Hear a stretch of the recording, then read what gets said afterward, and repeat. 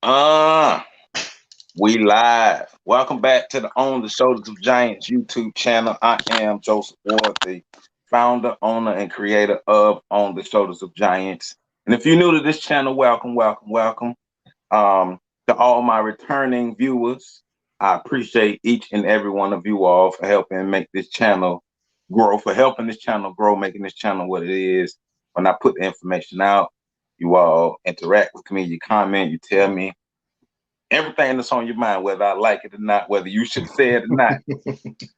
Y'all tell me. So I just want to thank everybody who been rocking with me, who've been supporting me throughout the years, throughout the months, throughout the days, throughout all the time. You don't have to do it, but you do it. So I appreciate all of you for rocking with me.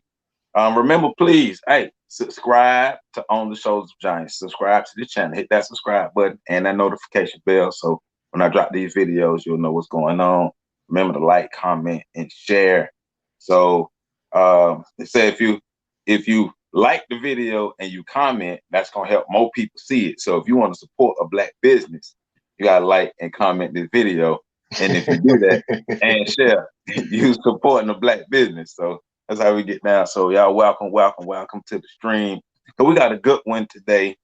I try to make sure that I keep hitting y'all in the head with good information, along with my historical videos that I keep dropping. So I did just drop a video about John Edmonstone, the black man who mentored Charles Darwin.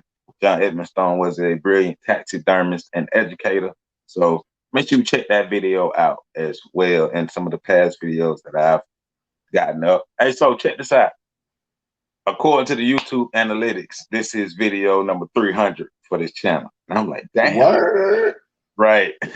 I'm like, damn, 300. So this is video 300 for the channel. So like I said, I appreciate everybody who rocking with me, because y'all the reason I keep putting these videos up and keep putting this information out. So we here and we here to stay. You can check out my website, www.ontheshoulders1.com. That we can learn more about myself and everything that On the Shoulders of Giants have going on. You can download the On the Shoulders of Giants app if you got an Android phone.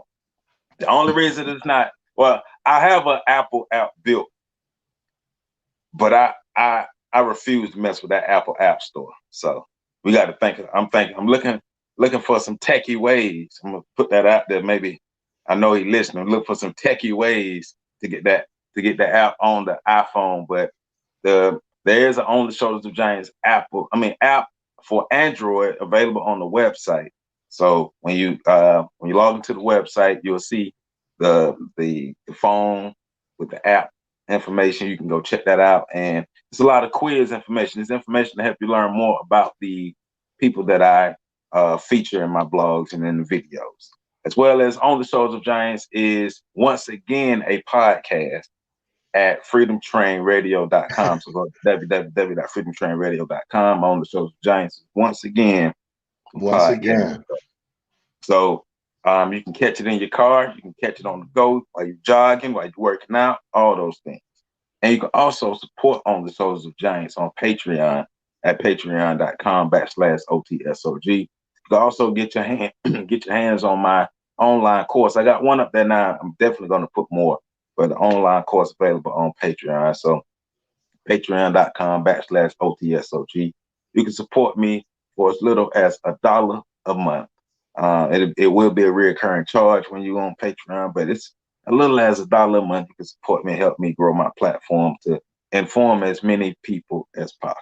So I know y'all like, he doing a lot of talking. I know. I got to set the stage. I got to give you the cliffhangers and everything, right?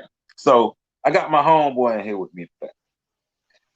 First of all, I'm jealous because he still got an edge, a hairline. So I'm jealous of that.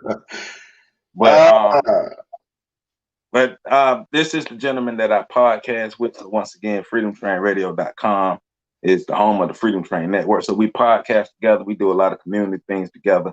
And we have a lot of conversations. And we've had this conversation in the past amongst ourselves and other friends, the conversation about black progress versus white progress. Because I think a lot of people get it confused. And we want to put it in the historical context and historical perspective, so we can understand the difference between Black progress and white progress, and the impact of Black progress versus white progress on the various communities. So, like I say, he's my fellow podcaster for the Freedom Train podcast series.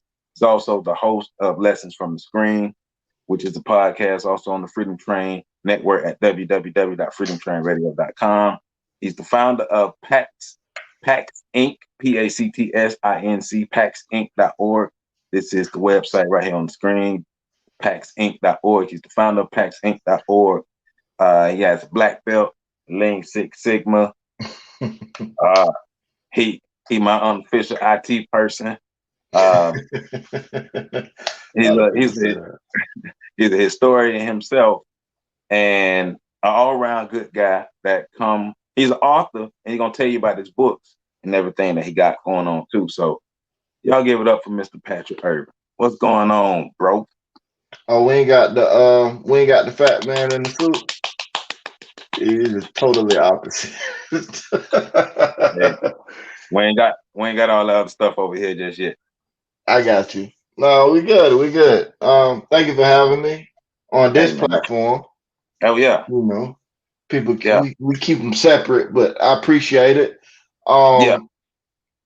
And yeah, so Black progress versus white progress. We on? Hold up. You know, I'll be ready. That, I know. You got to tell them about your books and stuff and what you got. You know, I don't like talking about me. I thought we was on here to talk about. We're going to get into that, but you got to tell them about your books, because you will be dropping the book that will be talking about this, right? Yeah. So the book I got out now is called The Chasm. And matter of fact, I got a copy. Let me slide out of this cam right quick. Hold on. Don't y'all chill out. Chill out, y'all. Chill out. All right. That's the kid set up back there. Anyways. So, what's that? There it is. So The Chasm, that's out here now. You can cop that now. That's on the Black family, and historically what's happened to Black men and Black women to get them to the point where they're at now, why they're feeling the way they're feeling now, and steps and things that we could do to maybe change the narrative and change the situation we're in. So that's that. Never want to try to write a book addressing the problem without also solving the problem. So the first half of this is just talking about what happened historically and some of the sentiment and things like that. The back half of it is mostly solution based. So, in addition to that, though, we got the book tentatively named Black Strategies for the Revolution or Black Tactics for the Revolution. Haven't settled on a name yet. Started writing it a couple years back, more than a couple years back. Actually, I think it's been about 5 years since I started writing it.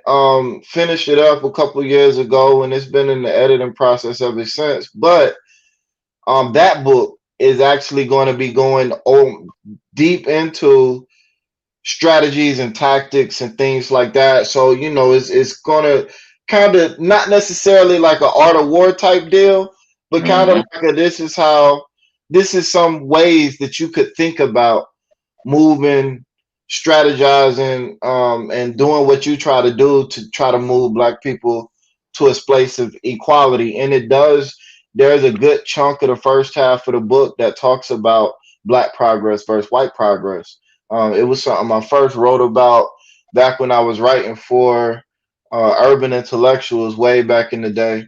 And it's something that actually I wrote about before then, but that was my first time writing about it in a public setting on a website. Right. And from there, it just kind of, more and more people were asking about it, just because it's kind of a different way of thinking about things versus the way that most people go about thinking about things now. I'm going to say that now. There's nothing new about it. It's been utilized before. Black elders and scholars and historians from the past have understood this concept well and utilized it. But in modern times, we tend to forget history, and what was once common knowledge tends to become forgotten knowledge. So kind of trying to bring it back to the stage and with regards to what we're doing. Right. Try not to be Right. too long-winded. That's all good, B. It's all good. So, all right. So let's go ahead and you already warmed us up. So let's jump into it. So, black progress versus white progress. So, well, let's start here. What's in your opinion? What's the need to understand the difference between black progress and white progress? Why is it important?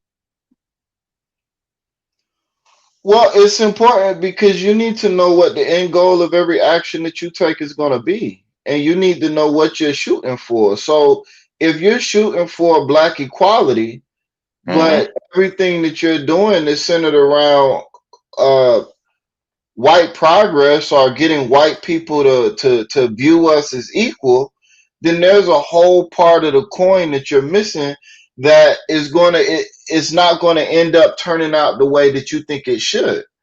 Like, so Right. for instance, so if we're talking about progress, we break it down in two sectors, because when you're talking about progress for a collective group with a bunch of different identifiers and cultures and things in there, progress has to be broken down for each individual group in order to achieve true progress.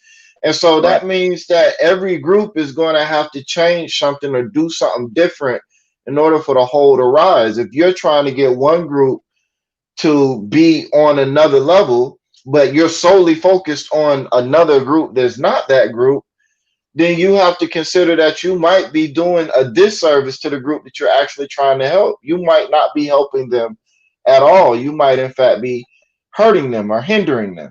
So, Right. to flip that another way, and to give an example, we'll say a lot of, say a group comes out and they want to focus on equality for black people. That's their focus. Right. But instead of focusing on black progress, they focus on white progress, and they don't really do too much to advance black people at all. All of their focus, all of their energy is on white people. And then say they become a prominent organization, they become a powerful organization, a paradigm changing organization. Mm-hmm. Um, all of the work that they put in and all of the change that they manifest is going to be manifested on the side of the fence that is going to gear black people more towards assimilation and less towards self-actualization and self-defining, because the white people are going to be looking at black people like, you're right, we should be more we should be more tolerant of them, we should be more accepting of them, we should be more this of them, let's give them this, let's give them this, let's give them this, let's give them this. And so you have a community that still hasn't built any structures of its own, still haven't Right. developed Right. anything for itself. And now everybody's just giving them stuff. Look at how bad they have it. Let's give them this. Let's give them this. Let's give them this. You haven't built any community that's equal. You've built a community that's dependent on the goodwill of another community. Yeah. Um, when we have our conversations, we always talk about the need for black self-actualization within America. Now I can admit I never thought about the concept of black progress versus white progress until we started having those conversations years ago. But it made sense to me. Um, one of the first examples that we talked about was the Negro League versus the Major League Baseball. Mm-hmm. And two figures that you and I always talk about, Rube Foster Right. versus Jackie Robinson. And Right. so this is from a historical context because this actually happened. And we can one person everybody knows, and one person is held as an American hero. One person hardly anybody knows, unless you're a real Mm-hmm. baseball historian or you just a real historian on as like personalities. So Jackie Robinson becomes he leaves the Negro League, goes to play in the Major League Baseball. He's seen as somebody who helped advance things for black people. Would you consider what he did black progress or white progress, and why? Absolutely not. That's white progress. And that's actually what I would consider white progress at the expense of black progress. Okay. Because, and that's not to, and here's the thing, like people got to understand before we get deep into this.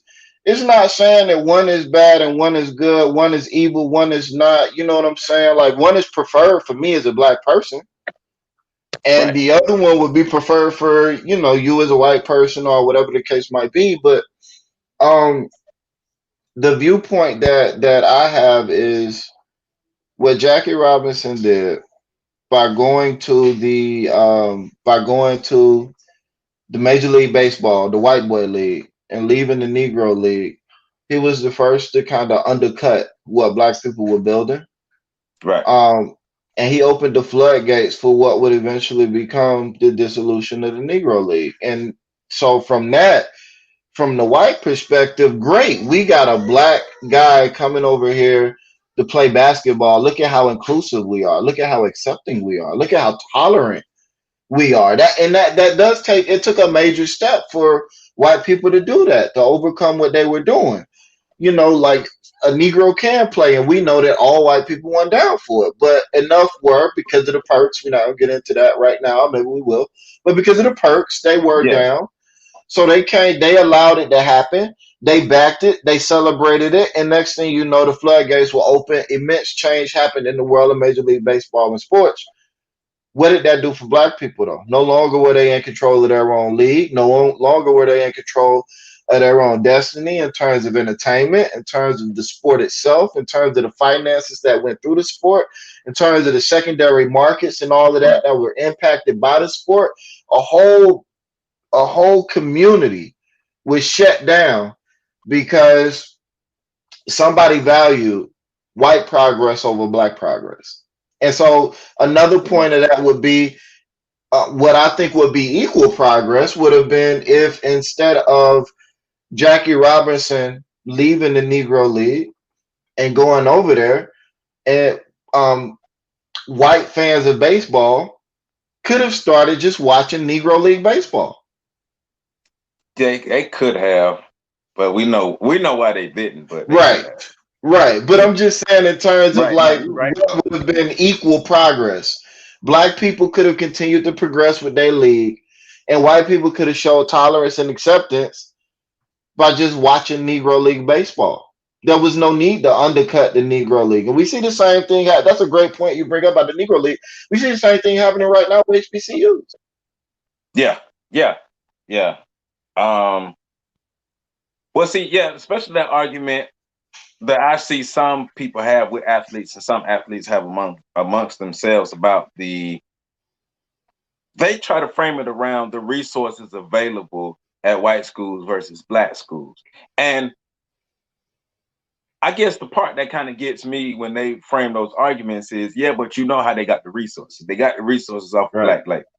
And these um I talked about this on my podcast, the Fix Sports Podcast, my sports podcast. It's an article that's been put out about how wealthy white athletes or just white college students benefit from poor black athletes.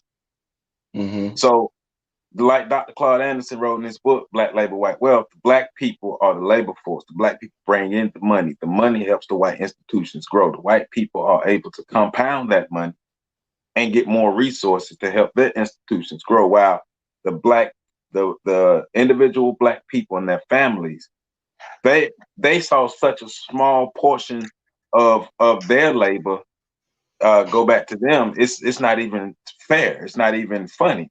So I think another reason why I want to have this conversation, because I think we need to really start wrapping up our minds around the difference between black progress and white progress. Like I'm Right. not excited. I'm excited to hear that a young 16-year-old, 17-year-old, 18-year-old is about to go to college and have $1 million in scholarship. But me personally, I don't want them going to Yale and Harvard. Right. They done had enough. I want them to go to HBCUs to help build up the black schools, to help build up the black communities, because we need real black progress. Right. And that goes to a conversation we had, I think it was either before or after one of our shows where and it might have been during, you know what, it was the first show, it was 2 weeks ago. Time is moving slow during COVID. Um, all fast. Um, it was when we were talking about the David Banner joint, not the David Banner, the Ice Cube joint. Yeah, the contract for Black America. Right. And we were talking about the academic portion, and what you Mhm. just hit on just takes my mind back to that, because just like people are like, yo, if all of the best athletes would go to a HBCU, then the HBCUs would be shot out, like they would control the market. Well, the same is true for academia and scholarship. If the Right. best and the brightest black kids would go to HBCUs, then the HBCUs would run that field as well. So, but again, black progress versus white progress, and see the interesting thing with the argument is that it requires a bit of a brain flip, right, to be able to understand what true black progress is, because we've been trained to view everything through the lens of white people. So to Right. us, white progress looks like black progress for many of us. And that's why we have so many organizations claiming to be for black people actually spend most of their time, energy, and resources doing stuff to affect white people and the opinions they have of black Yeah. people. To them, they don't want white people to look at, because I hate to hear Black people say, well, I don't want white people to think that we are what they say we are. And they was like, well, why are you worried about what they say and think about you? Like Hmm. we should be building things within our community that's best for us. Forget how they think. Damn how they think. Because they're not Hmm. thinking about us when they build those things for themselves. Right. Absolutely not. So Absolutely not. that's where I am with that. So integration. Hmm. Because we got to get into integration. Let's just we have to get into it, because I think integration was one of the most um I would say one of the highlights of the ideas of black progress versus white progress, because integration was a mass exodus of black people doing for self, and black people start becoming more of, or I guess you could say a returning to that main labor class for white people. What your thoughts on that, as far as the integration being a form of white progress versus black progress, and how um, we're still carrying some of those things to date that came from integration, because we really do think white ice is culture. Let's just be real. Yeah, I mean, I like to define, well, first, I like, I'm all about precision of language, and integration wasn't ever the goal. The goal was assimilation. And that's always the goal for a dominant group of people dealing with a minority group of people. Anytime a larger culture is interacting with a larger culture and they're forced to coexist, the larger culture seeks to assimilate the smaller culture. The more powerful culture seeks to assimilate the less powerful culture, and the less powerful culture, oftentimes group psychology and all of those other things come into play, seek to be assimilated. It's a survival instinct. It's a wonderful proposition. I can continue to exist, and I can exist in the comfort that you exist in if I become more like you. But what we are into an interesting space, because our first interactions with America were not of the kind that would foster a mindset that would want to integrate. But, anyways, that's neither here nor there. That's another topic altogether. But what I'm saying is, I don't feel like integration was ever the goal. And when you read a lot of the writings from white historians in the time period and various other places, they don't speak in terms of integration. They speak in terms of assimilation. And this isn't just for black people. This is Right. for all culture groups. Even the Asians and the Chinese that we love to talk about and that people love to call model minorities. That whole frame that they had with them was assimilation, not integration. And the only time integration became a talking point is within the narrative of the larger American social experiment has been during those periods of time where there was a war going on. So if you were to talk Right. about World War II, when Japan was an issue and China was not, all of a sudden we started hearing these conversations about cultural pluralism, and we are a nation of many nations, and all of these other things started coming out. But right after that shit was over, excuse my language, right after that No, stuff you was good. over, Yeah. everybody was like, everybody was like, nah, nah, nah, nah, nah. We back on this assimilation tip. Nah, we don't want you to be you, and we're not gonna make space for you to be you. We want you to be Yeah. like us. You need to be Yeah. American because what you are is not that. And if you want me to Right. accept you, you need to be Right. American. So integration for me, that whole time period, I call it the assimilation time period. But if we want to talk about the civil rights movement, that was a time period of heavy assimilation. Where Hold up. go Now, ahead. now, before we get deeper, so a comment from the BBC show, because I'm talking about, when I made my comment about don't send the scholar to Yale, send it to HBCU. So the comment is don't attend Yale. Yet, do the HBC, and the question is, do the HBCUs offer enough perks slash benefits for the Brown scholar other than scholarship money? The packaging of the HBCUs has got to be better. And to answer that, because I went to a HBCU and I've been to a lot of other HBCUs. Yes, the HBCUs have the academic infrastructure to foster great minds. It does it all the time. There are a number of young Black geniuses, young Black scholars, even young Black people who don't even know who they are yet. Go to HBCUs, and their intellectual capacity is improved so much at these HBCUs. So yeah, the HBCU may not have all of the resources that the Ivy League have, but that don't mean I can't come out of an HBCU smarter than somebody who came out of Ivy League. Because hell, we still got access to books. We still got Well, access to internet, to resources and information too. So yes, these schools historically, because of a lot of other things that come into play, slavery and other things, they've been able to accumulate wealth and resources over time. But the intellectuals that come out of these HBCUs are some of the ones that be saving the country. So I'm just yeah. saying. And so I would add to that, it's not, and nobody's saying that HBCUs don't have a lot to improve on. If you've listened to our Yeah, they do. Oh, podcast, trust me, they do. They you do. you've heard us lay into HBCUs, but that type of argument of, well, can the HBCU offer me what an Ivy League school argument or Ivy League school offers me or PWI offers me? That argument is kind of flawed, and this is why I say it's flawed. Um, until HBCUs get the level of talent that PWIs get, it's not really fair for you to try to hold them on a comparable level in terms of what they can offer. Because we know that you go to college, like everybody's getting the same information for the most part. What you're getting out of college is the networking opportunities and the people that you meet with. That's the value of the college experience. Anybody can buy the books, read the books. Anybody can Right. watch, especially in today's day and age. Right. Anybody can get the information. The differential factor is, who are you networking with? Who are they friends with? And so, of course, an HBCU is not going to be able to offer you the level of networking opportunities that a Ivy League school is, simply because of the students and the families that are at an Ivy League school.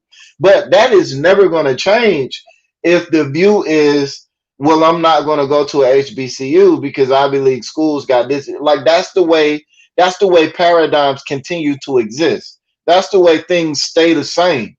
In order for things to change, people have to change them. They got to do something different.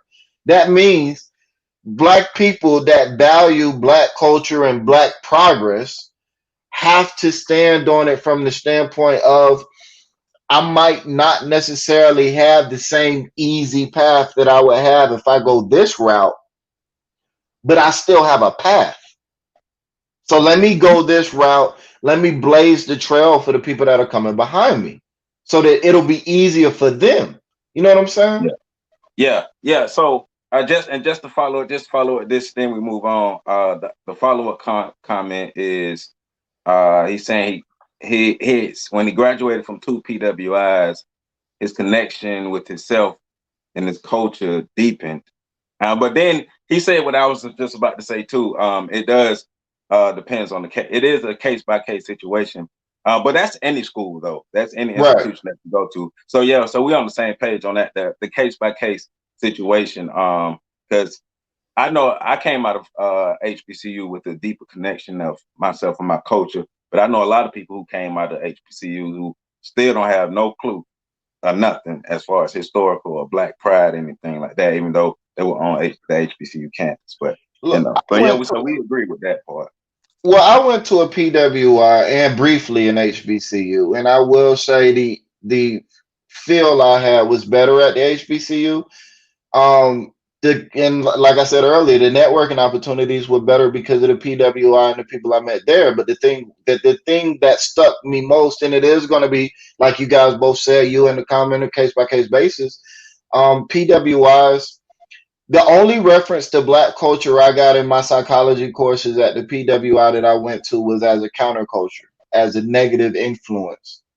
And so that Right. sticks, it stuck with me. And I imagine that it stuck with any of the Black kids that were in that program listening to somebody talk about their culture as a counterculture, as something Right. negative. Right. Definitely.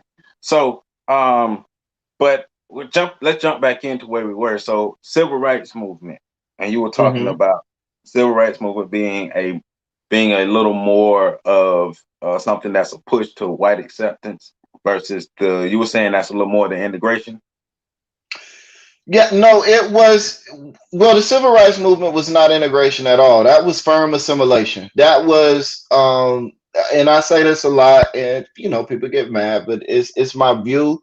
I got facts and figures to back me up. If you want to tell me I'm interpreting them wrong, that's fine. If you can show me how to interpret them better, that's cool.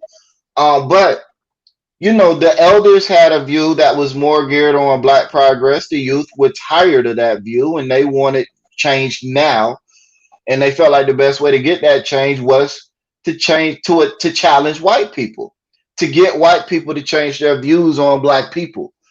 And that was the civil rights movement summed up in a nutshell.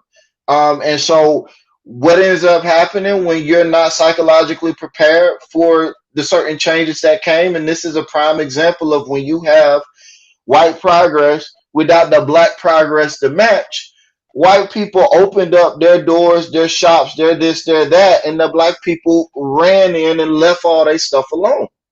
Yeah. Another example of an imbalance in progress. One side Yeah. progressed, the other side didn't.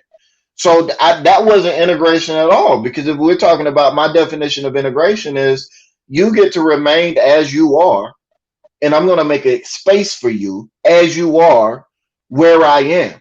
So you can be Black. I'm going to acknowledge your Blackness. I'm going to accept your Blackness. And I'm Yeah. not going to challenge you to change anything because of me. You can be what you are. I will make room for you. That did not happen. Assimilation is, if you want to get in here, you got to be like me. That's what happened. And that's what America consistently pushes to happen. And I can't blame America for it. Who won't want a culturally homogenous society? A society where everybody's the same. It makes it easier to manage people. Yeah. Definitely. Well, and I think what we have to remember on our end, from them, everything they do is about the maintenance of their dominance. Right. And so when we understand that, we'll stop asking a lot of the question of why they do things like this and why they do things like that. It all comes back to the maintenance. You think they spent 400 years building this to just give it up because people starting to march and protest? Like, Black people have been fighting back for the longest. And so that's why I want us to study our history of rebellions more, because Hmm. that's more the Black progress that we need to be seeing. So it's one thing. to become a part, like the argument of getting a seat at the table, right? Instead of building Mm-hmm. your own table. So Mm-hmm. you want to get a seat at the table of the people who oppress you. You want to get a seat at the table of the people who they don't rock with you like that. You want to get a seat at the table of the people who continuously use you as a labor class to benefit off of you. I'll gladly give you 100 million to make me 3 billion. I Mm-hmm. gladly do that. So I think when we start to see it like that from that maintenance standpoint, we will have a better understanding of why Black progress is more important. And Black progress looks like ownership. Like, there's no way Kanye West should be out here running around screaming, trying to get his masters. Like, Mm-hmm. you making all those songs that make all that money, but you don't own the songs. So at the end of the day, is that really Black progress? Mm-mm. So, cause like just from like break that down at the core, like the difference, Black progress, white progress. If you said, just reiterate the core of Black progress, white progress. The core of Black progress is simple. It is the ability for Black people to own and regulate their own spaces, and self-actualize their future. It's just that simple. Anything that moves us towards those goals, where we are in control of our world and our existence and everything in it, Black progress. That's Right. what we do for us as Black people. And again, this is from our perspective. So, white progress is the tolerance and acceptance and the willingness to share resources with other groups of people. And we define it that way because in America, white people own 97% of the wealth of the nation. They have an Right. outsized amount of the wealth. So progress for them from a social standpoint looks like them being tolerant, them being Right. accepting, them not vilifying people that don't look like them sharing some of their resources because they understand that out of the 2 to 3, the 2 to 5% of the resources that are left, there are a bunch of people that are trying to survive off of those small amounts of resources. So they understand the understanding of these paradigms and the willingness to move and behave in a manner that cultivates the growth of other people. That is white progress. Yeah.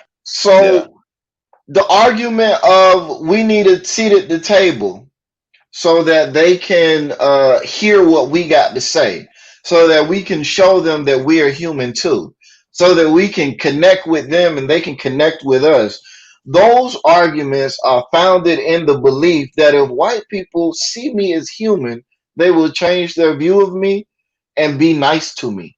That is white progress at its core. There's Right. nothing progressive for Black people about that view, because that the same view says that, okay, well, if they change their mind, if they do see you as human and they begin sharing resources, all of the resources you get are dependent on them viewing you as human. If they change their mind and take their resources, there's nothing you can do to stop them. And one other point I want to make here is these conversations are cultural conversations. I'll point that out.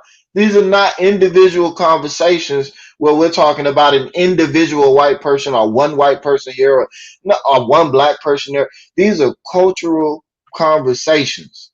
Culture Mm-hmm. affects everybody, but it affects everybody at different degrees, different amounts. So we're not talking about one white person. We're not talking about Jeff Bezos. All right. We're talking about the culture of white people. All right, I'm done. Nah, but that's real though. So think about it like this, right? I go through like the idea that we all have to go through diversity and inclusion. Mm-hmm. No, we all don't need to do that because we all don't have a problem with diversity and inclusion. I know Right. we don't. Hell, we include everybody. Like, we literally include everybody. So that and the thing got stuck on the screen. I don't know, but that's think about it though. Diversity and inclusion. So it's saying that I have to. We're so fixated on maintaining our dominance, and we pass that down to so many generations that when we want to try to treat y'all like humans, we got to go to classes to learn how to treat y'all like humans. We got to go to class to learn how to not just continue to look at you all as pets or just the labor class. Oh yeah, you are humans. Dang, this hour class, this only hour-long class has really opened my eyes so I can see the humanity in all of you.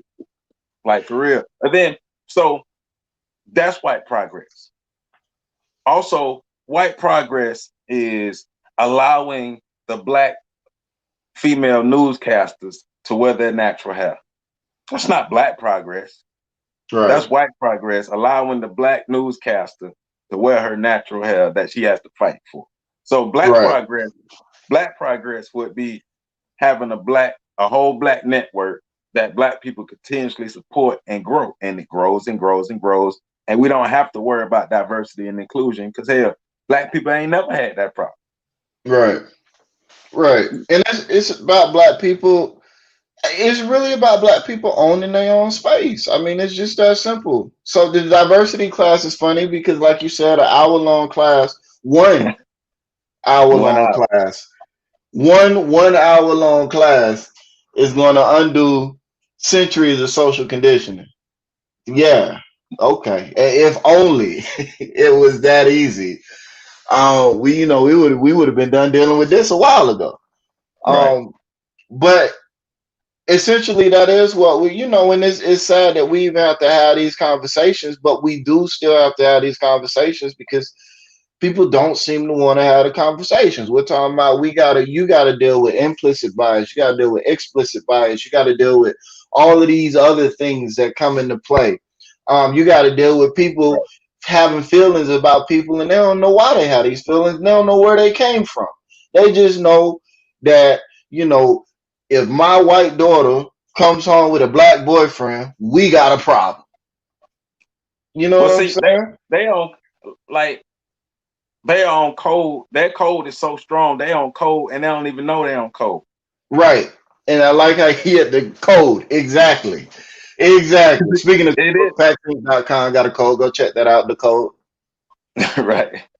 But that's what it is, though. Like they're so on code. Like it's so ingrained to maintain this dominance. Like it's so Mm-hmm. ingrained that it's kind of like the analogy that they used of the generation of women who always cut off the back end of the ham before they cooked it, Oh and yeah, yeah, nobody yeah. ever knew until one day the youngest one, the little granddaughter, finally asked, "Well, why you cut the back of the ham off?"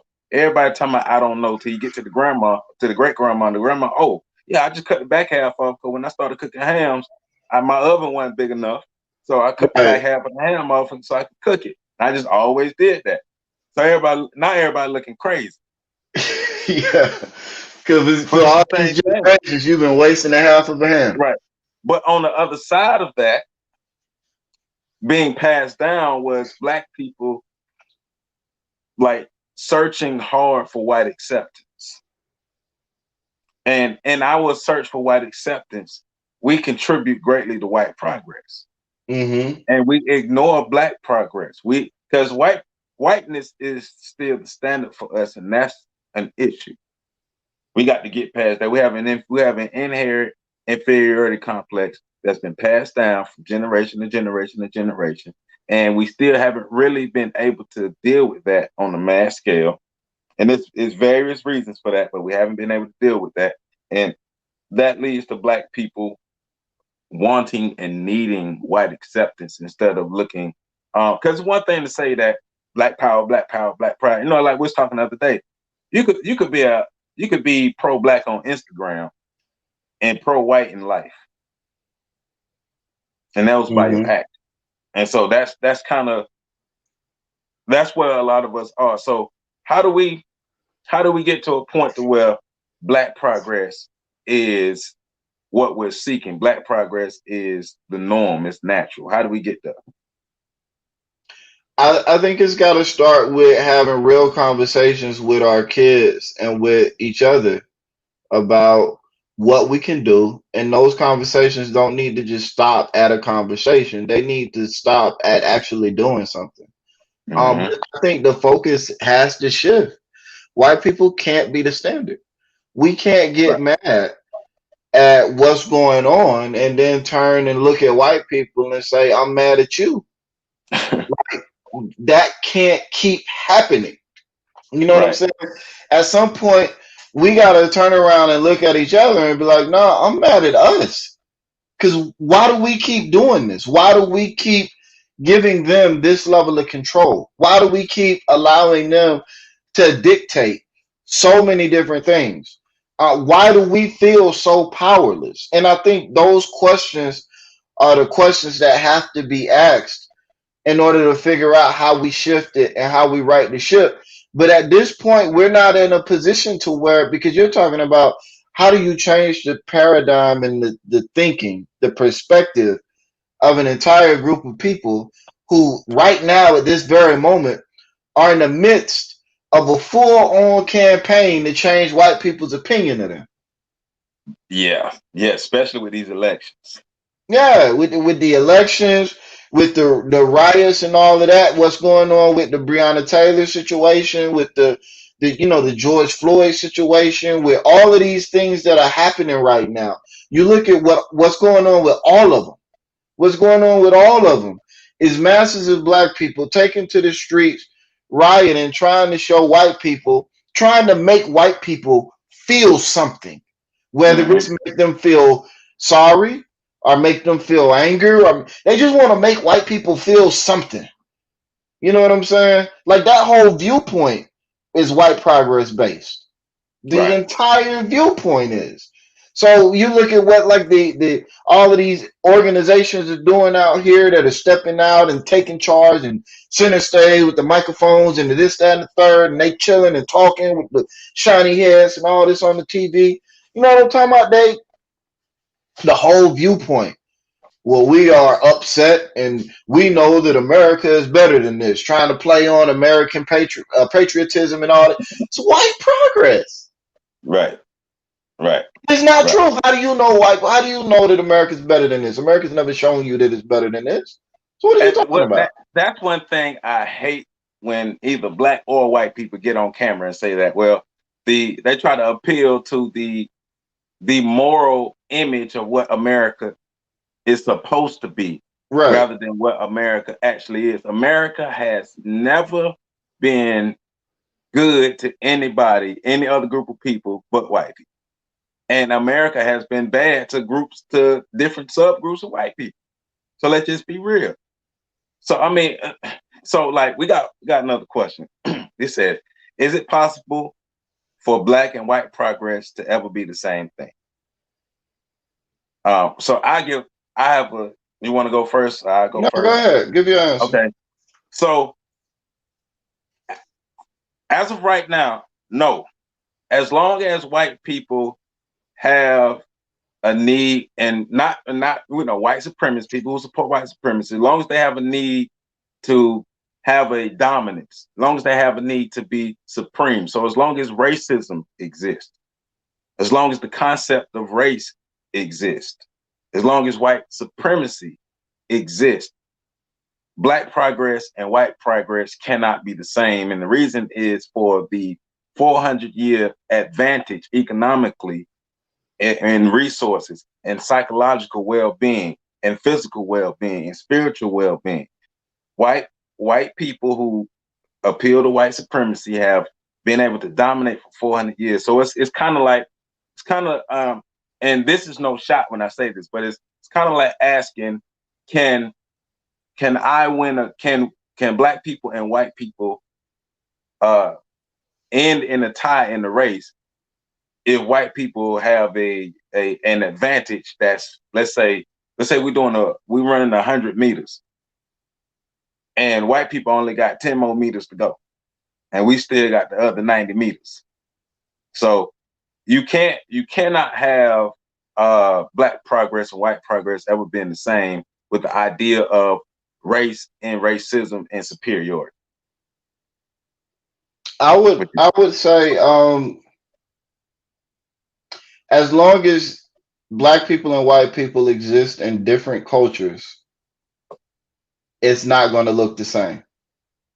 The only way to make it the That's true. same would be to have it just be one culture, one people. And then you'd have to figure out, okay, well, who keeps what? Like, is that culture predominantly like somebody gives up something in that culture in order for them to merge? Now, white progress and black progress can and absolutely should occur in equal levels. It They should. should be happening the same. Um, but will they ever actually be the exact same? Not as long as not as long as you're labeling them black and white. Yeah, but see, and going back to what I said, the concept of race, like Neely Fuller said, the concept of race itself is racism. Race is a competition between groups of people who the whole concept of race and racism came about groups of white people looking to colonize the new world or this American continent, and whoever can get to do it first win the race. Guess guess who lost the race and still losing the race? The Ussies. Right. But that's real though. But I mean, black to me, like black progress is so important. So and speaking in the mind frame of black progress, what are your thoughts on those 19 families that brought those they brought the city or they brought the land in Georgia? You hear about that?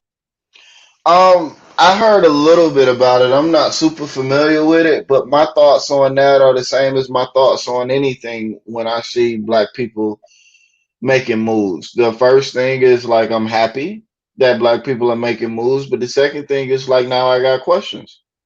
What kind of black people are they? What do they have in mind for? Because one thing that black people gotta understand is um we say it all the time, but I don't know that we ever actually like truly deal with it. All skin folk ain't kinfolk. Right. Every And black person, we got to yeah, know that. every black person don't have black best interest in mind. Some black people are out for self. Some black people are out for white people.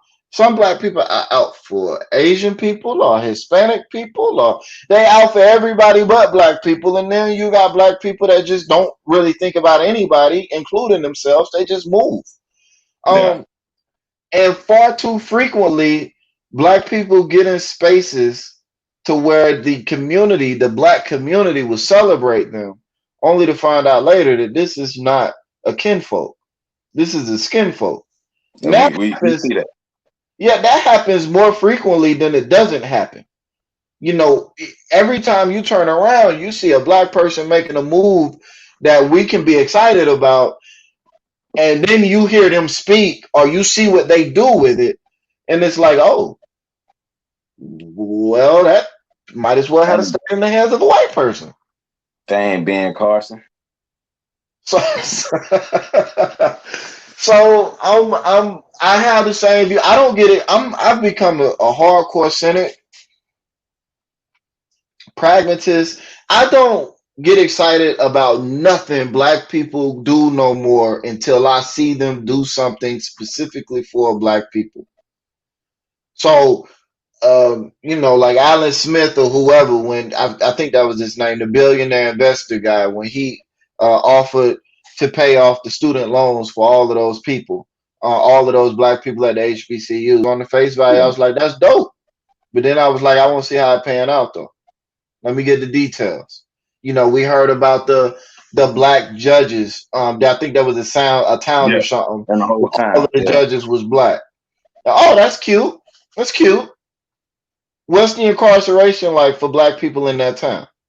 You know what I'm saying? Here in Charlotte again, Um, Here in Charlotte, we had a situation where all of the powerful city officials, most of them were black, and everybody was excited. All black people. We got the mayor, the city planner, the chief of police, the city manager, all of these black people, the city commission, all of these people is black. What did that do for black people here in the city though? Yeah. Atlanta is regularly championed as the black city of America. Washington, D.C., Chocolate City, regularly, both of them. What are the conditions for black people like that? You know what I'm saying? So I don't know enough about it to be excited or to be like talking bad about it. But historically speaking, from my point of view, it ain't nothing to be excited about until it is. I feel you. I feel you. I ain't got no problem with that, especially in the spirit of what the conversation that we're having as far as black progress versus white progress. Um, because a lot of white progress, as you said earlier, like what a lot of white progress is masked with a black face. Right. Barack Obama. Y'all thought we were gonna go this far and not say it. We got to bring it up. I mean, because it's a great example. We have to bring it up, right? So Barack Obama was a great example of white progress with a black face. Because white people, it's like white people got to the point where we can allow somebody of color, keyword allow somebody of color to run this country after George Bush. Well, once again, also, white people like to bring black people in when they run into the ground, so the black person got to fix it. So, but you know, Barack Yeah, Obama. I mean, yeah, you're right though in terms of Barack Obama, right? Because a lot of black people like to, stand on their box and be like, "Oh, we put him in there." It's like, well, wait, hold on, pump your brakes. Yes, we did show up in record numbers, and maybe we did carry the margins, but half of white people voted for him too. And so you got to ask yourself, like, when we're talking about black progress versus white progress, that black face is on there because that is white progress. I'm comfortable enough to let a black person do things. Yeah, basically. I'm tolerant enough to let a black person do things. I'm at a space in my life and my existence to where I'm not threatened by black people anymore, so they can do shit for me now. That is white progress. So when you're seeing these white companies, these token Negroes being championed out all over the place, yeah, it is pandering in a way, definitely not taking nothing away from that. But it is also white progress. And it is the best example of white progress that black people are ever going to get. So, Yeah. because it's literally the only type of progress that white people can make with regards to race relations here in America. Let me get these niggas a shot. So, Yeah. like, when I see stuff where people are like, "Oh, that's a token Negro. These white people want us to think they did something for us." No, they did. That's all they could do. Yeah. Yeah. Anything The answer, else yeah. that needs to be done has to be done by us, or it's not real. Yeah. I mean, because it's like you're saying, in the mind frame of one of those white people, like we own everything. We own everything. So, like the type of progress that you were seeking as a culture group, white people not trying to seek what we're trying to seek, but Right. because they white people reap what we're trying to seek on a regular basis, especially with us being the number one labor class. Like, let's just come on now. Like I was having a conversation with somebody the other day, and we were talking about um, if white people would ever exterminate black people. And I was like, well, I don't think anytime soon. I wouldn't say it will ever happen, but anytime soon, I don't think so because where you gonna find a white LeBron James at? They Let's got just be Luka real. Doncic, You Doncic. ain't gonna find that. You ain't gonna find. Think about LeBron. LeBron has played in the NBA for 17 years. Imagine how much money he made that league. Like the value of the city of Cleveland increased when he got there and decreased when he left. Come on, man. So go ahead. Go ahead. Go ahead. I No, just I feel was like gonna say the other interesting piece to that is we get excited about the money LeBron making, but we don't think about the white man signing the checks. that, But go bro. ahead. That's what I'm saying though. Like I'll gladly give you 100 million to make me 3 billion. Like I don't think folk be wrapping their mind around that. Like that's chump change. If I can make 3 billion and I only had to put in 100 million, all right, I win. I win, and guess what? I get the progress financially, and I get to say, hey, look, I gave those people a chance. I Yeah. helped those people. Kind of like the Skip Bayless. Yeah. I gave Stephen A. Smith. I put Stephen A. Smith on. I put Shannon Sharp on. I gave them that job and those things. And it's like, well, everything that we see them, they're helping his platform. They're helping um, they're helping ESPN. Like I saw a conversation with Joe Button when he was talking about he went to one, I guess whoever the lady is, whoever the girl was, or whoever he was messing with at the time, he was like, hey, you know, we don't have to do this love and hip hop stuff with these people. We can do this on our own. It was like, well, she didn't want to do it. And then when he was on that one show with academics and all those, and they was like, hey, we could do this on our own. They didn't want to do it because it's so ingrained and I have to be a part of this system. I have to be at this table. I have to help this group progress. Yeah, it's the white ice is colder thing again. Like you look at like sports. I don't really follow sports like that outside of boxing and track.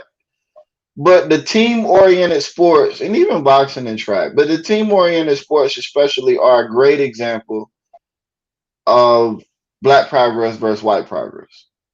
Great example. Um, because you look at the coaches that are viewed as forward thinking, the Greg Popoviches, the Steve Kerrs, the these guys, and what do they actually do?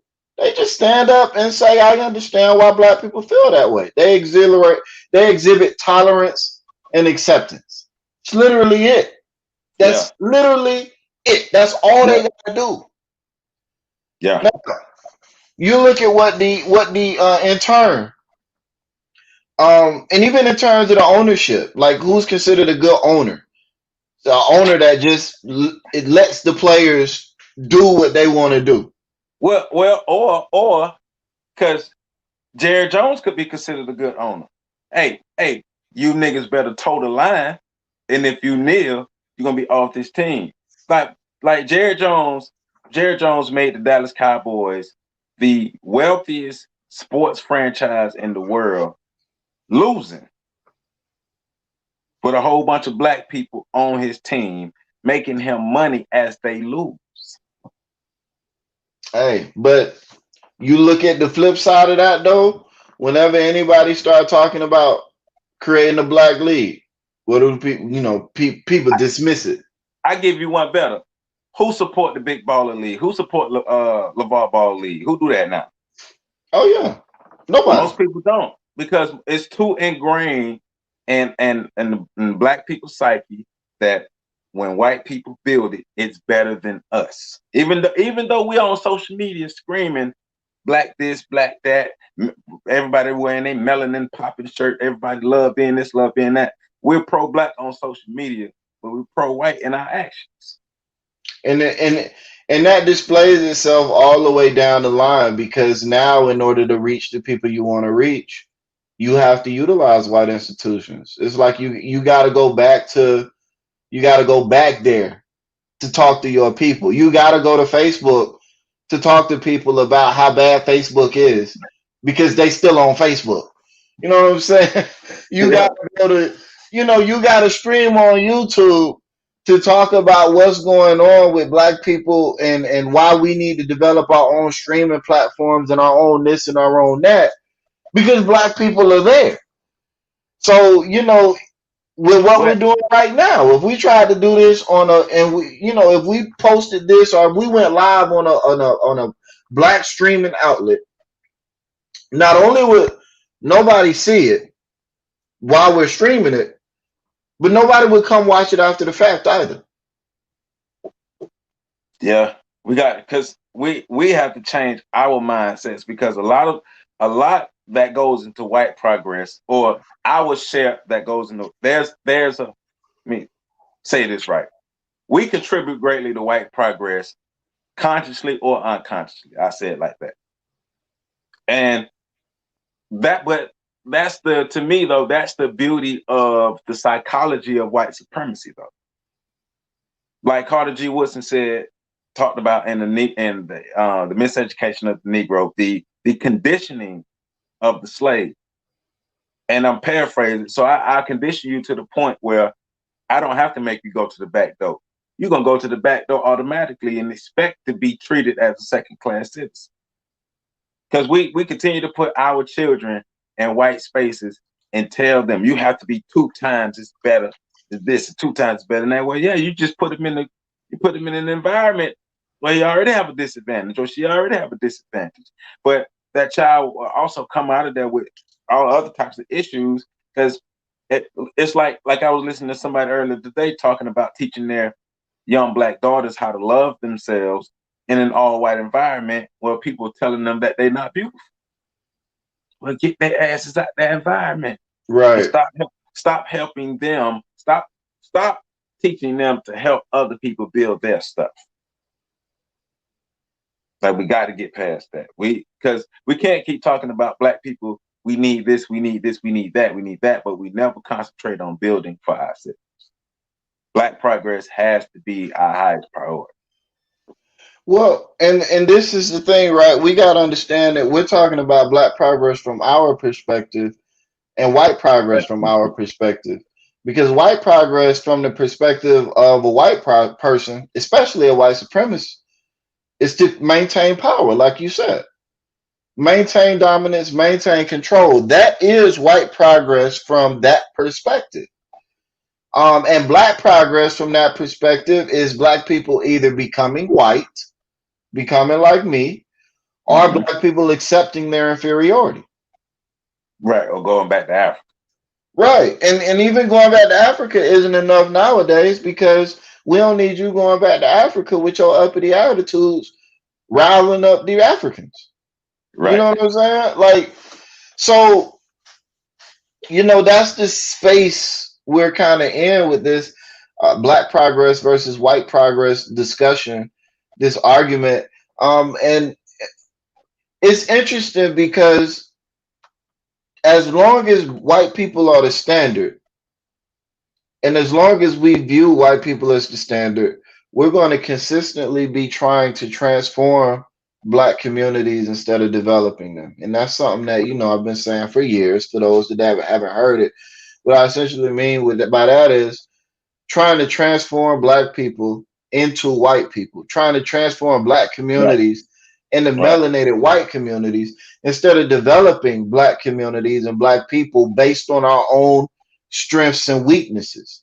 right, But at this point, we view a lot of the black strengths and weaknesses as inferior. Look at how we refer to the way we speak, how we refer to the names we give our children, how we hey, refer to the way we greet each other, even the jokes we make about how we behave in movie theaters, which honestly, I've never been in a theater with black people acting ass, but it's right, neither here nor there.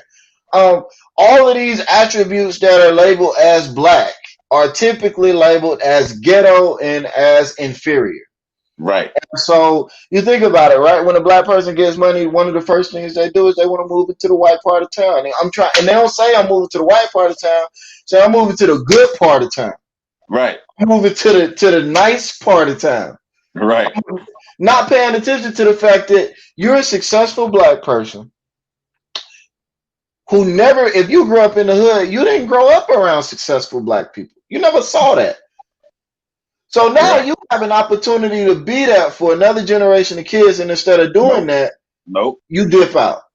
Well, also with that same mindset is Your side of town could be a good side of town if you made it good. If all y'all Right. grown ass people, you grown ups, all you grown ass people, get off your asses and make your side of town better. Like here in Tallahassee, there we have a street called, well, and you know, but for those who are not from Tallahassee, Tallahassee is a city that's black and white.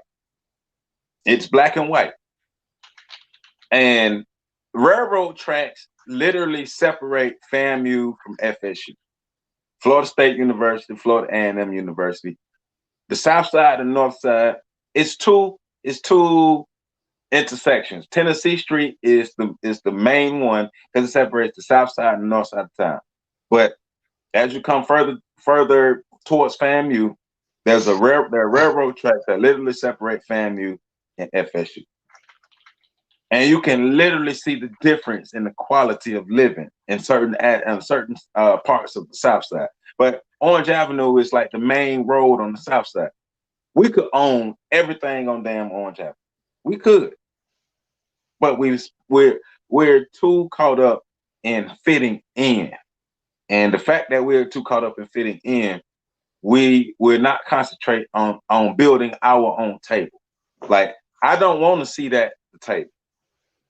I want us to have our own damn table so we can dictate our own terms, so we can actually self-actualize. Because that's one thing Black people as a whole in America have never had the chance to do is self-actualize, and that's what we need to get to. Well, yeah, and we like the whole paradigm. You know what I'm saying? Has to shift. But we got to see things for what they are. I'm looking at the justice system right now, and I know people are upset about the grand jury thing, and I do want to make this point because we've made it before in shows before on the podcast. Definitely go check out the podcast, Free to Train podcast. Uh, Um, uh, the whole process of the grand jury is, in my opinion, intended to save face. yeah, It is not needed. If a yeah. prosecutor is going to press charges, they don't have to go through a grand jury. And even if a grand jury turns up a no charge verdict, they can still press charges. So, like again, we're looking at this from the standpoint of these white people have disappointed us. These white people once again have shown Why are you disappointed? that. Like you got all the answers to the test, and you still failing? Like, come on, man. You But just we got it. Go ahead.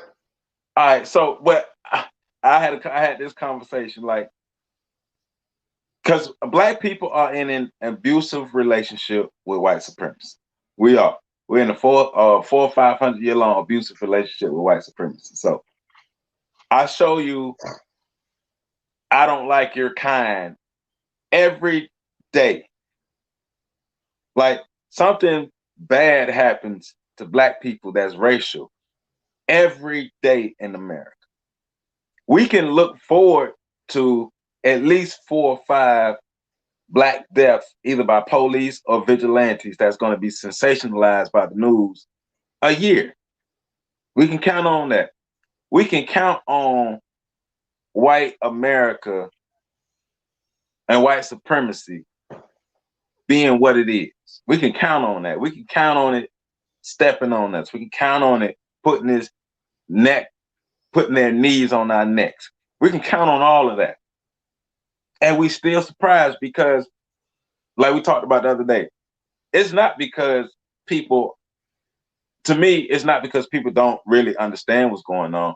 It's because people are focusing on the idea of what America should be rather than focusing on what America actually is. Well, we had that conversation frequently, even with regards to the Black community. A lot of people in the quote unquote pro Black community don't see the community for where it is and what it is. They see it for what they want it to be, an idealized version of it. And America is the same way. And with social media and all of that being what it is, I think people in general don't know how to see what's real. Like even in terms Yeah. of their own lives, they don't know what the actual state of their lives is. They know what their social media feed is. They know what they post.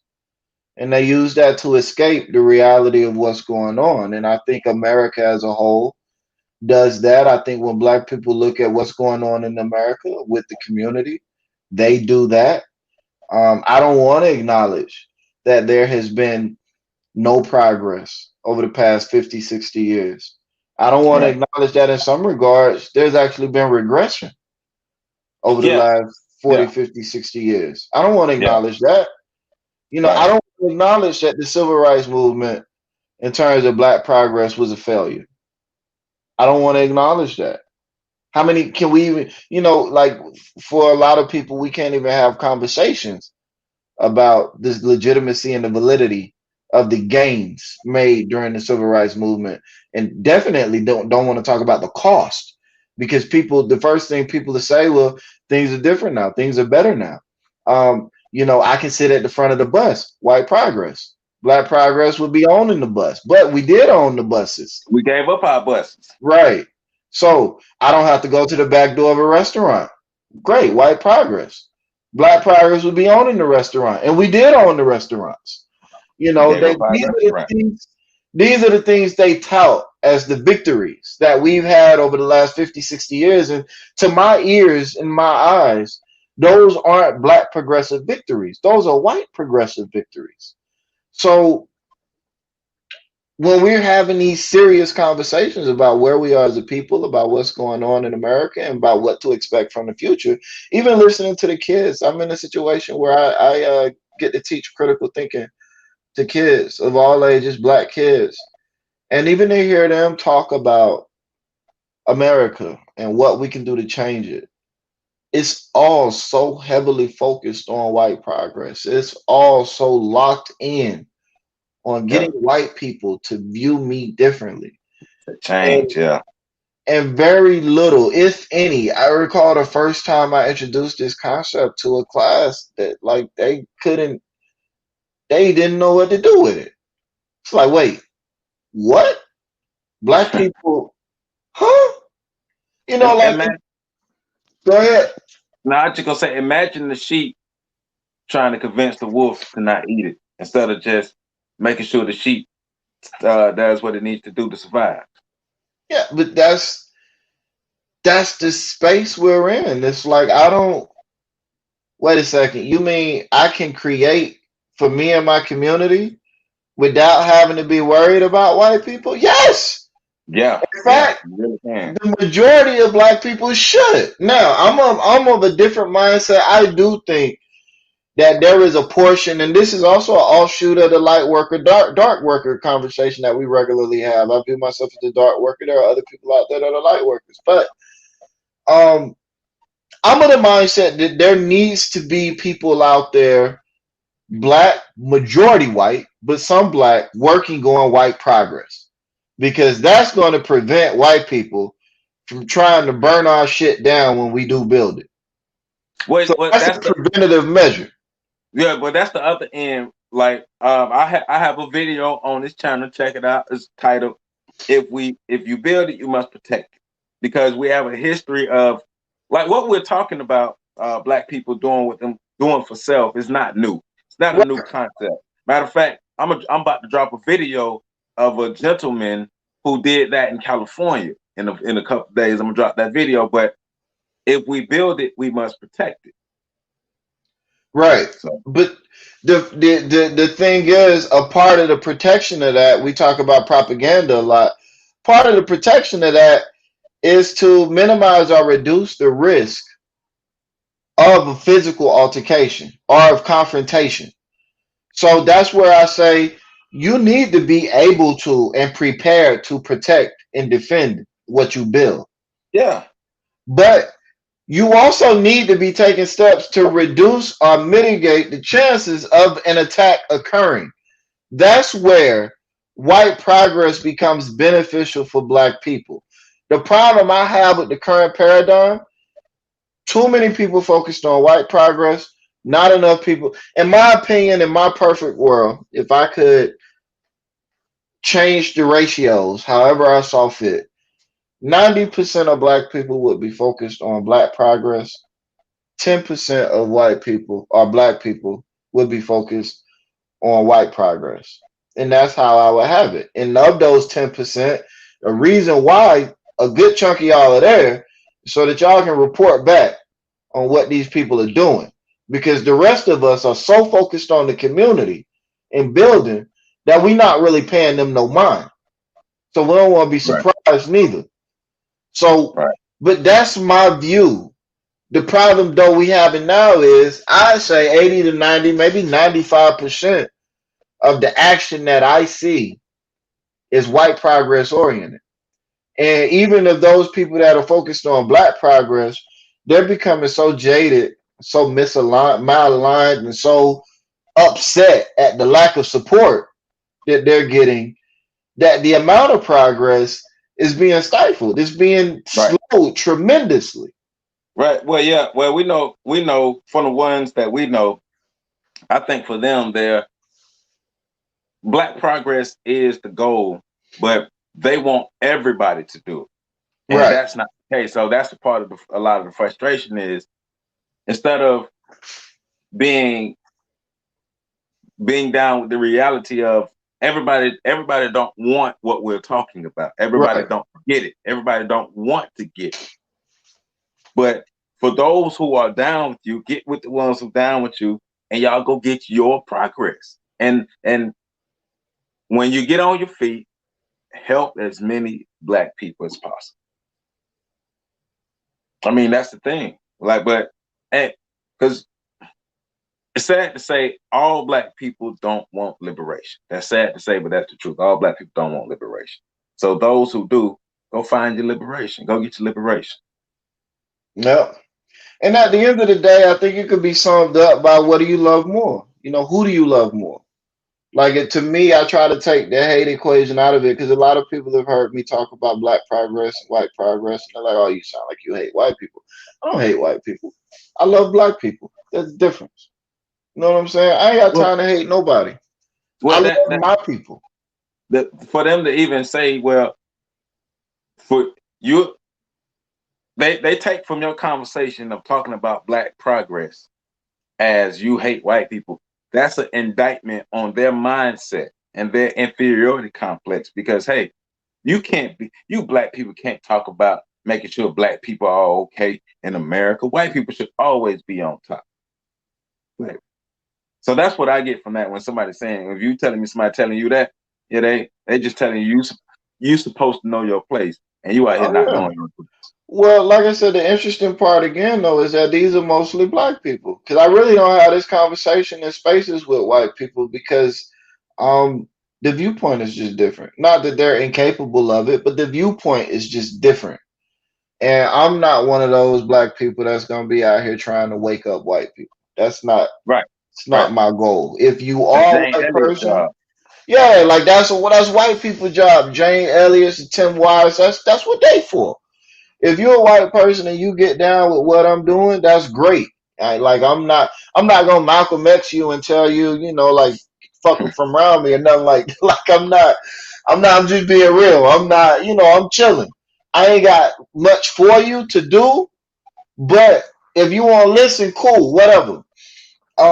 But like changing you is not my goal. My goal is to affect real change for my people. So again, it's about what do you love? I love black people. I love black people so much that I'm willing to stand in the gap and do what I need to do to see black people in a better space. White people don't even come into the equation. And the other reason I say that is because I know a lot of black people with white friends that struggle with the concept of focusing on black progress. And to them, again, go back to what we talked about earlier, we're talking about a culture, not individuals. I know several white people that are very cool. I know several white people that are not as well.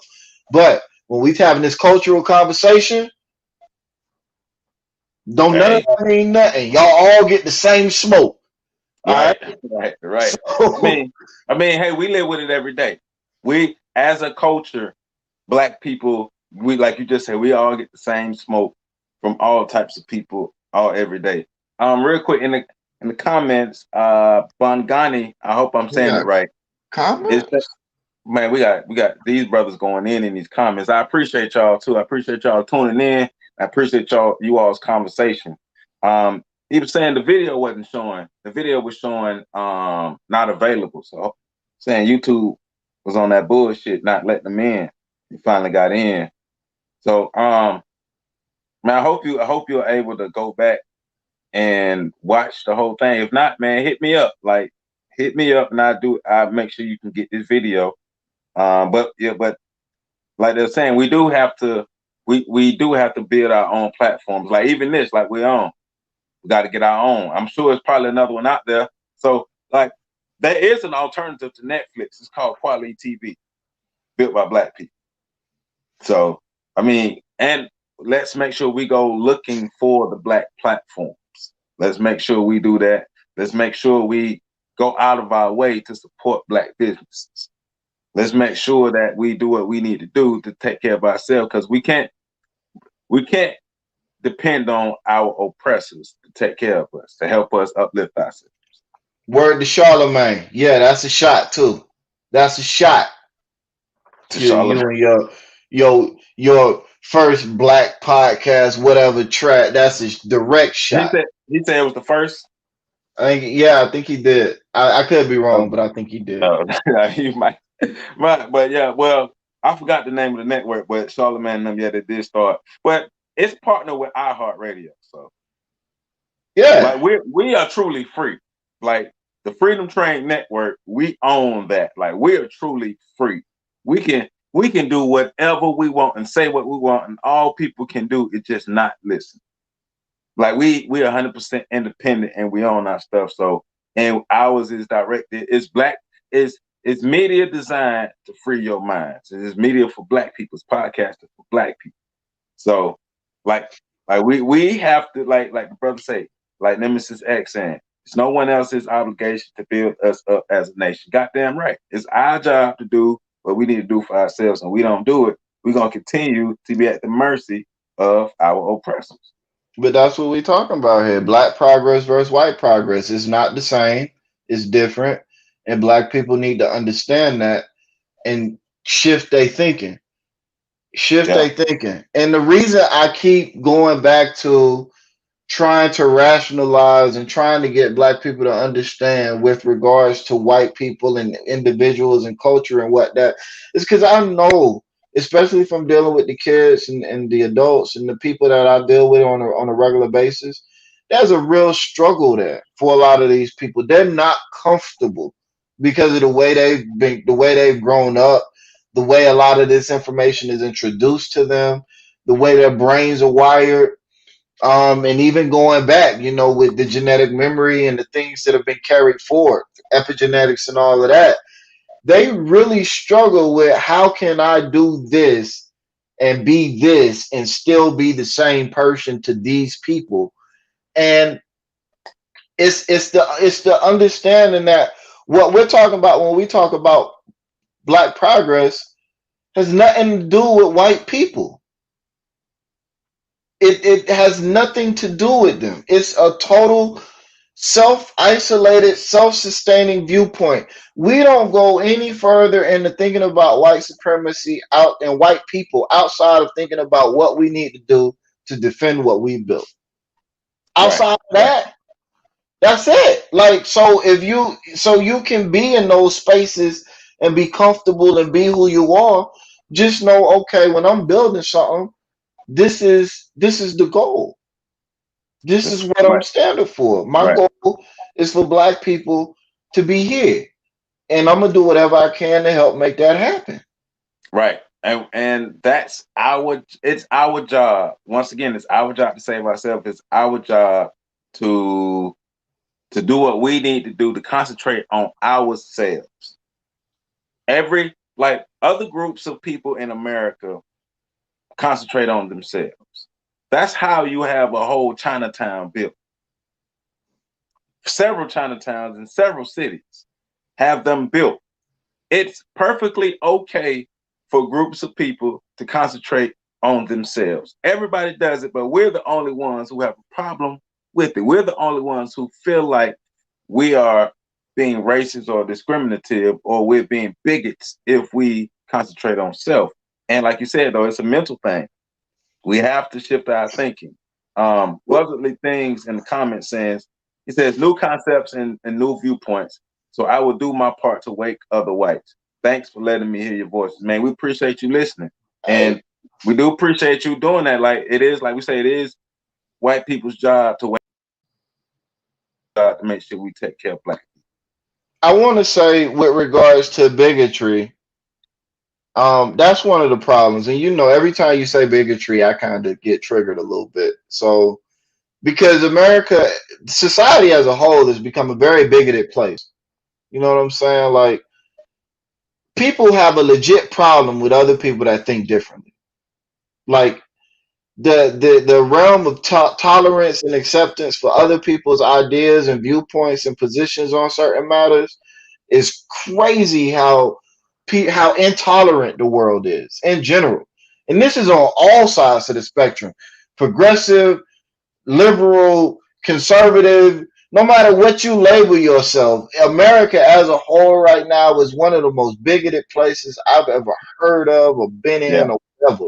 We don't tolerate shit that don't toe the line that's been said. And that's got to be something that's got to change, period. Like, Yeah. because one of the problems we're having towards being able to progress in terms of black progress and white progress, and especially with the need for both of them to progress in equal amounts to provide a balanced uplift to American society. We need to be able to have hardcore conversations, Yeah. lead to hardcore activities on all sides of the fence without people being put in a position to where they feel like they're less than or they're being attacked or they're like I've been called racist in a room full of black people for advocating for black progress. That mindset that Right. mis that go back to miseducated Negroes. That's exactly what I'm getting at.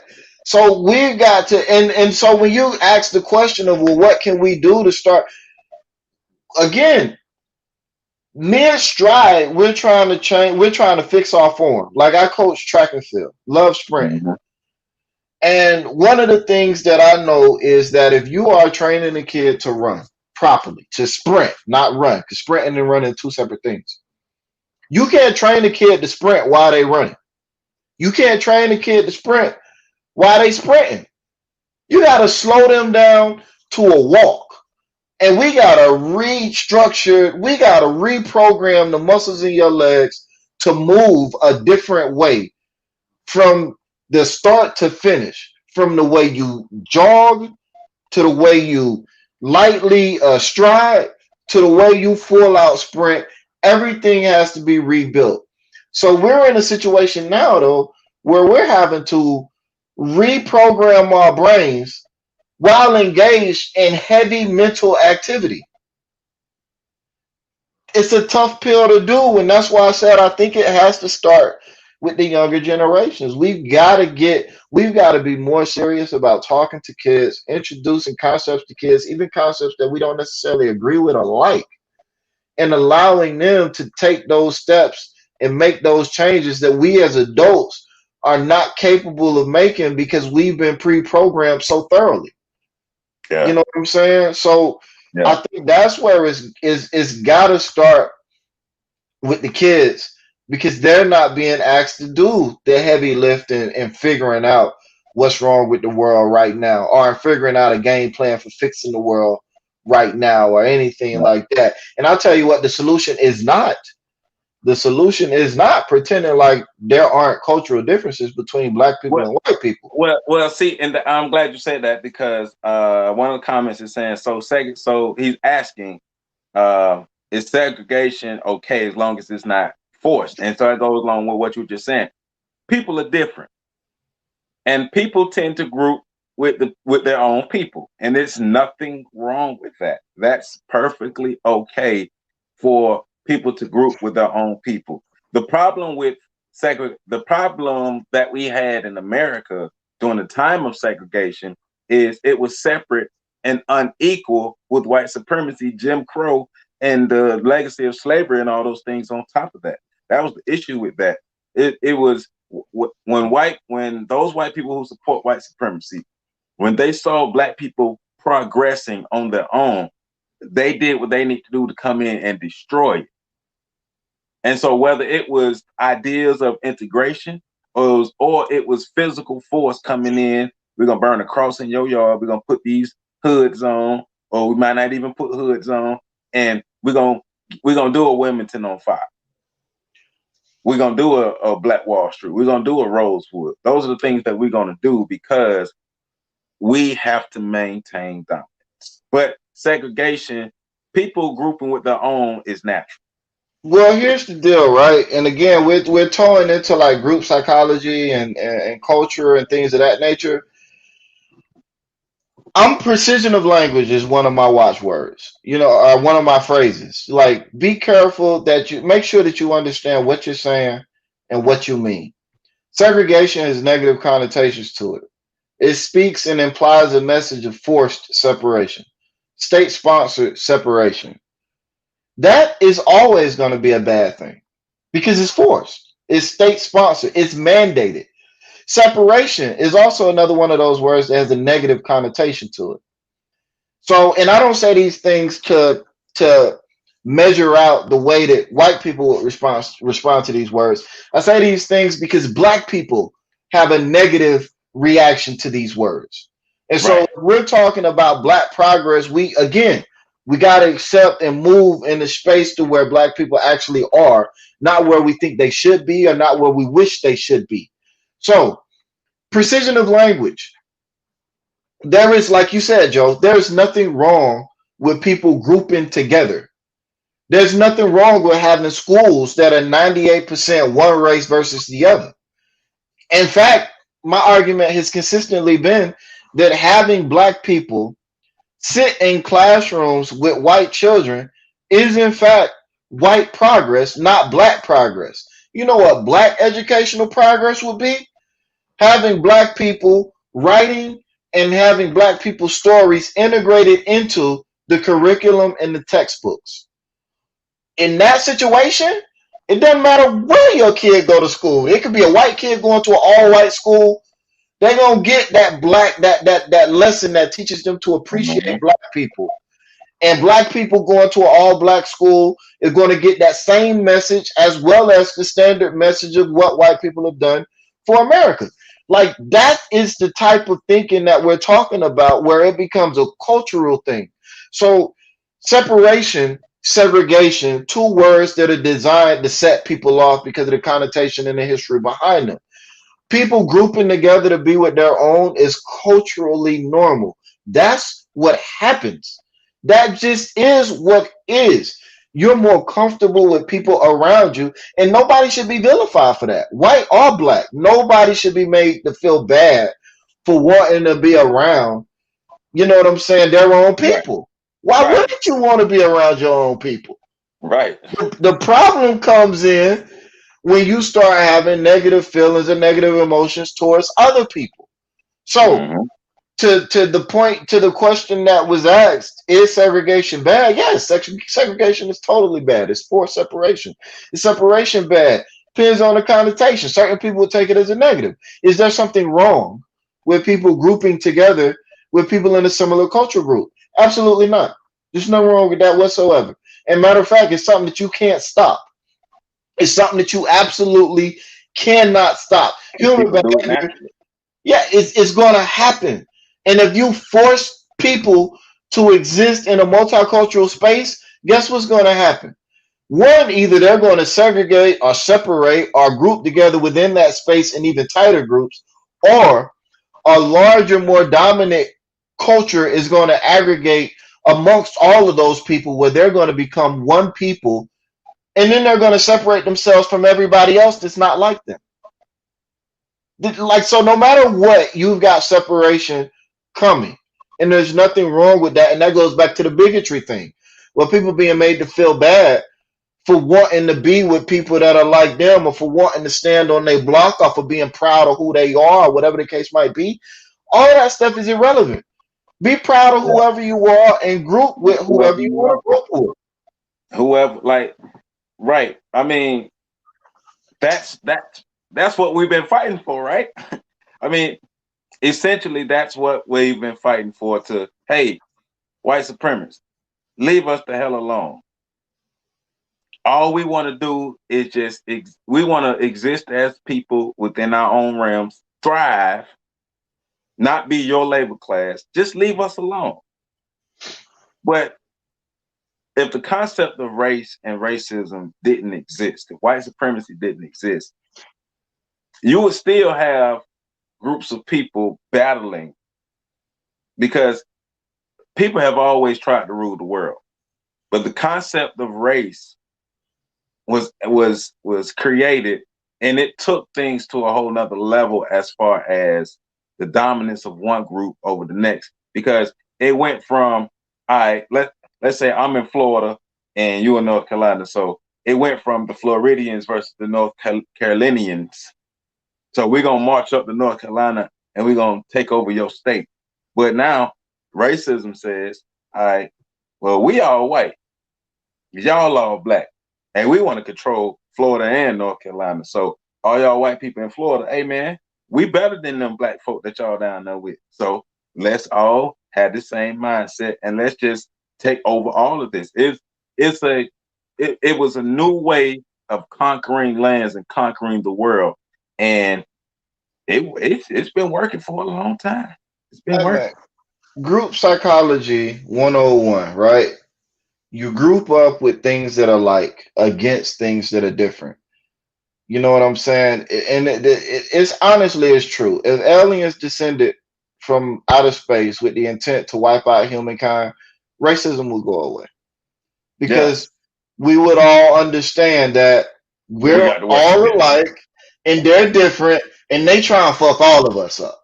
So Yeah, shit will move different.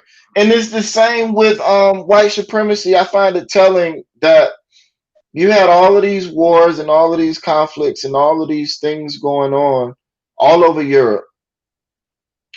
And then you introduce those same people into Africa and they group together against the different. and You say, know, hey, and we you want all this. right. And even to they still had their issues in Europe where there was no difference. But in Africa, they made a pact where they split the continent up amongst each other They without annex Africa. considering the difference. And so that's what you're talking about here. So even without white supremacy, like you said, you would still be dealing with cultural warfare amongst groups where Right, one group would need more resources or would want more resources and would see another group with those resources and would unite with similar groups against the difference. And that's where we get into talking about tolerance again. right, Tolerance is being able to see the difference and not be triggered by it. And right. that's something that we can say in highly social cultures, like those that have existed in various places throughout the world, not just in Africa, but also in South America, also in various places in Asia, and in highly social cultures where social currency is deemed more important than necessarily natural resources because natural resources are bountiful in those places. You see more tolerance. You see more acceptance of the difference. Hmm.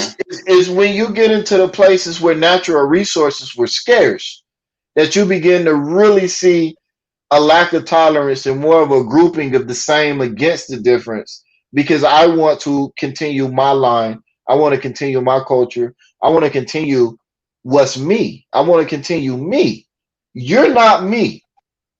So, in order for me to continue me, if I need what you have, I deserve it and you don't. I'm going to take it.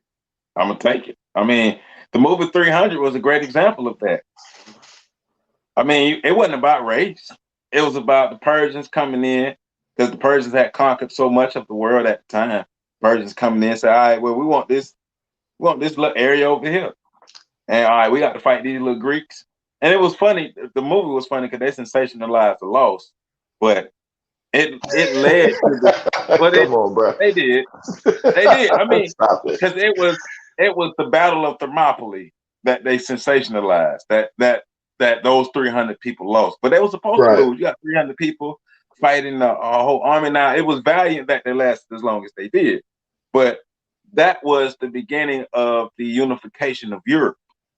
Europe didn't unify to say, all right, we are white and we need to ban on the whiteness. Europe was like, nah, Persia trying to take all this.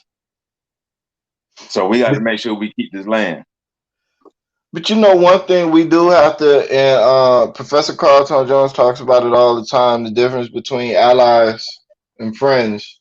And that's Yeah. one thing that we also have to keep in perspective because, like the alien example I used earlier, you understand, we got to understand that's just a temporary reprieve. You know what I'm saying? Well, Like, that's what somebody said in the comments. oh, really? Yeah. Well, I It got to said, get these that, comments up. 'Cause it apparently, was things like, is popping in the comments. it was like, Um, let me see. Let me I don't find, know how to work this thing, man. it was, I don't know. basically it was saying, uh, if the aliens came, when you use the alien analogy, it was saying when the aliens leave, everything would go back to normal. Oh, yeah, yeah, yeah. Most definitely, without a doubt, things will go. But what the tactical approach here is,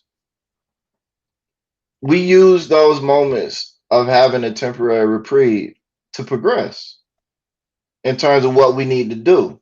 You know what I'm saying? And we have those temporary moments of reprieve here in America. But instead of using those moments to progress, we use those moments to celebrate. Yay, we finally made it. Look at, like the 90s was the golden era I still don't of see how. black people. I Hey, still you don't mean see how. what you mean you don't see how? Think about the 90s, bro. Think about the 90s. Black culture began to propagate and expand globally. Um, Black entertainment, was widespread. Hip hop became a major reckoning force. Every black, every major movie at the time, not every, most major movies at the time had a black sidekick, either for comedic relief or for dramatic value.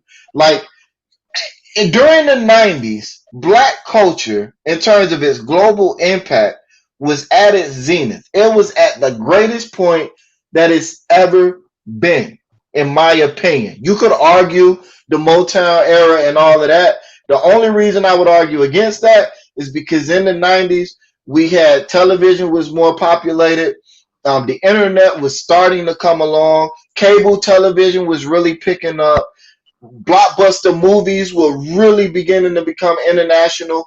The globe started to shrink from a technological standpoint to where now something can happen in a small hood over here and influence the culture across the globe.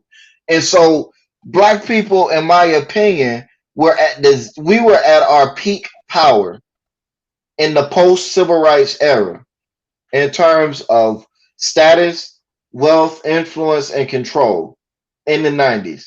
If we were going to make smoke in America, again in the post civil rights era, the 90s was the time to do it. But what did we do instead in the 90s? We did a lot of partying. I Did feel a like whole you. lot. I feel like you're saying that you setting up something because you sound because yes, black culture did go global, Mm-hmm. but just like after the dust settled with the Black Panther movie, a whole lot of white people got paid off of that black culture. Right. And that's my point though, right? I We know had that's what I'm saying. I feel like you were being facetious and setting us up for that. nah, that's my point. Instead of taking that opportunity to focus on black progress and build, we reveled and were jubilant in our celebrations of white progress. And now, when we're at a place right after the 90s, you had Bill Clinton, you had G Dub, then you had Barack Obama. And now white folk were like, yeah, enough of this shit. These niggas getting a little too comfortable out there, bitch. All right, all right, all right, all right. And really that started with the election of Barack Obama, when there was an uptick in white supremacist groups and race-related crimes. That happened during the first term of Obama. So we didn't build anything sustainable in the Right, 90s. right. And so what happened in the Great Recession or the depression of the 2010, 2008, 2009? All Bust like up. all of the progress that was made since the civil rights movement, that's been documented. All of the progress that had been made since the 1960s in terms of economics, finance, and a couple other measures were wiped out and have not been restored. Totally wiped out in the community. Even now, Well, and now under the pandemic, even more black wealth and black influence yeah, is being yeah. wiped out. Well, Dr. Claude Anderson continuously talks about black wealth will be at zero in like 15 years. There's a report on it. I covered it on Lessons from the Screen. It said the race to zero wealth by the year 2042, I think it was, or maybe it was 2050. Black America is estimated to have a net wealth of $0. We are Yeah. going backwards. We're going the wrong direction. We are losing money, despite all of these people talking about this is the best time there's ever been for black businesses. It's a lot of black businesses that exist, but they're not thriving. And we still don't own industries. We still don't own corporations. We still don't have like like real control. Like, yeah, I don't like the Medea movies, but Tyler Perry having his own studio, that's big. That's nice. Now what comes out of that, hopefully something good for black people. We'll see. But that's a direct challenge to Hollywood. So black people don't have to, even though black people still are doing it, but black people don't have to go kiss Hollywood. But now they might But have to what's the kiss men- Tyler Perry, but Well, what's the mentality though? Like, what type of narratives are going to be coming out? Are they going to well, be see, right. stereotype narratives? Well, You know see what I'm that would saying? remember the last time I asked that question. Right. Yeah. I do. That was an interesting conversation. Right. That when we're talking about black progress, those things have to be considered because, like we said, black people have been so indoctrinated into the system of American superiority, American patriarchy, and American whiteness being the definitive standard of what it means to be American. That when a Of what it black means to be person, a human, right, too. but and so when a black person becomes an influencer or a person in control, we have to ask ourselves: are they going to create for black people, or are they going to create for white people using black people? You know what I'm saying? What's the narrative going to be? Is it Hey, going to be uplifting content for black people, or is it going to be bullshit in order to cross over? Black Label White Wealth, a must read. Powernomics, a must read. And $40 Million Slave. Recommending these books because these books directly talk about the black face of white progress, black people making white people billionaires off of our talent, and and us being a letting them make us think that we need them to progress. If every black football player or every black professional athlete said, you know what, we don't want to do it, we don't want to play with y'all no more, the white leagues will fall fast. They will fold. Without the black talent, they will fold. Skip Bayless would be nothing without Stephen A. Smith and Shannon Sharp. Nobody would know his name. A lot of these white, and I'm gonna throw him in there because he's one of the main ones that I see taking advantage of black labor for his own enrichment. And I don't like his ass either, but yeah. but JRS and Xavier's disease, man. There it is. There it is. So yeah, it's we've been on here almost 2 hours. It's been a good conversation though. So first of all, I appreciate everybody who checked us out tonight. And I appreciate everybody who's gonna watch this video. If you wasn't able to check this out tonight, definitely appreciate that. Appreciate everybody in the comments for your conversation and helping to further stimulate our conversation. Remember, you can support Patrick at paxinc.org, or you can support his organization, paxinc.org. Go to the website. Definitely check it out. You I can check bought my out our book. podcast. Huh? You Yeah. can Tell about support your me by book. buying my book. Where Where's can they buy that? your book at? You can buy it on Amazon. You buy it at my website, www.patrickbirvin.com. You can buy it at yeah, those are the two places. What's the name of your book again? The Chasm. The Castle. All right. Yeah. Y'all. What? So if y'all like this conversation we had, Patrick and I have, you see the Castle. Check it out. Patrick and I have these conversations all the time on our podcast, which is the Freedom Train podcast series. You can check it out right here at www.freedomtrainradio.com. Please visit my website at www.ontheshoulders1.com, your home for your African history. No, it's our story from our perspective at your fingertips. So you can support On the Shoulders of Giants as well on Patreon at patreon.com/OTSOG. Remember, thank everybody. Remember to subscribe, man. Hey, don't come around here and don't subscribe now. Subscribe, like, comment, and share. I'm telling you. Hey, subscribe and like and comment and like this thing, man. So because the more you comment, the more you share, the more you like, the more people see these things. And that definitely helps the channel grow. And the goal is to make sure that I have a space that's easily accessible African history and information for our people. So, hey, Pat, you the main. You is the main. I appreciate you, bro. Yeah, I appreciate you, man. Ain't no thing, man. So, hey, man, once again, man, everybody, all my family that be tuning in, I love y'all. And, you know, look for a new video this next coming week. Look for a new video I'm gonna hit in your head with. And I got more of these lives coming soon. So just stay tuned. So, see y'all on the other side.